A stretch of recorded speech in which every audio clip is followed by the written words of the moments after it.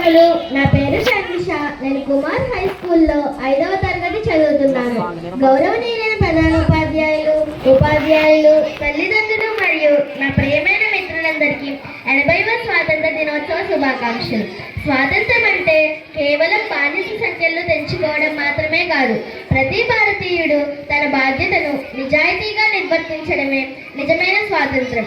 సుమారు 200 సంవత్సరాలు మన భారతావని పరాయి పాలనలో బంధించబడింది.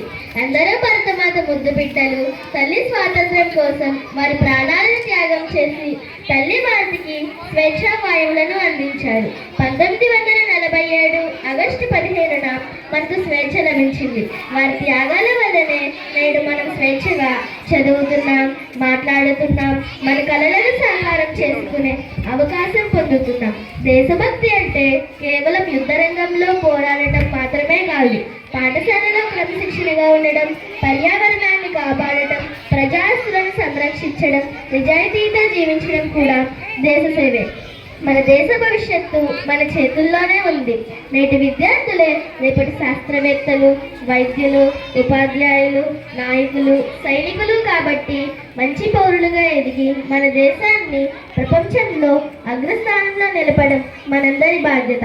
నేను పెరిగి పెద్దయిన తరువాత డాక్టర్ అయ్యి మన దేశానికి సేవ చేస్తానని ప్రమాణం చేస్తున్నాను. మన భారతదేశానికి మంచి పౌరులను అందించే విద్యాలయంగా మన కుమార్ స్కూల్ ఎల్లప్పుడూ ముందుండాలని కోరుకుంటూ మీ శానిష. జై హింద్, జై భారత్. ధన్యవాదములు.